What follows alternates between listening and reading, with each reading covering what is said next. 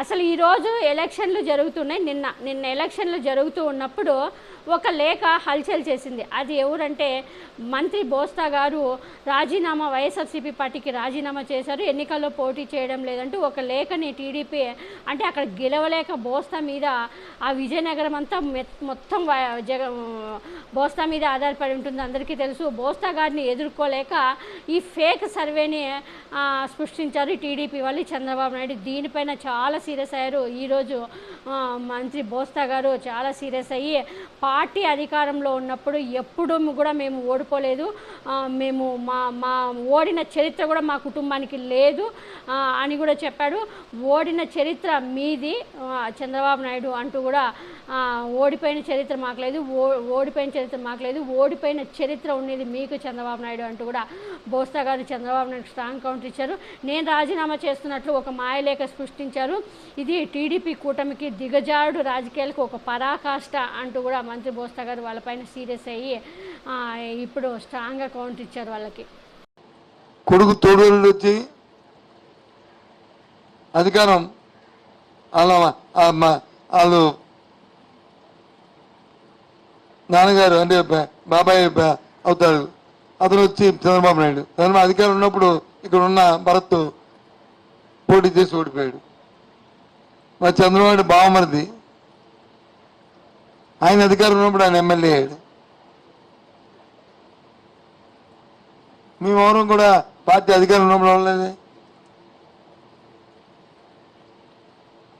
మరి వాళ్ళ వదిన గారు వచ్చి ఇంకో పార్టీలో ఉన్నారు నాయకత్వం, అంటే 5గురు. ఆ కుటుంబంలో ఎక్కువ వాళ్ళ కుటుంబం, అది కుటుంబం వల్ల మాది కుటుంబం వల్ల మాకు ఆ పదవులని ఏం మాటలు అంటే ఇవాళ చూస్తే ఇవో రాజీనామా లేక ఇంత దిగజారిపోతే ఎవరైనా దానికి మళ్ళీ నేను పోలీస్ కంప్లైంట్ ఇచ్చుకొని సిపి కంప్లైంట్ చేసి దీని పూర్వపరాలు ఎక్కడి నుంచి వచ్చింది ఏంటని అని చేయమని చెప్పడం ఎందుకు పార్టీలో గందరగోళం సృష్టించారు.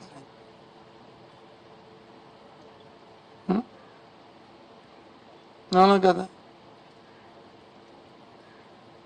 అది కాబట్టి అది ఓకేనా.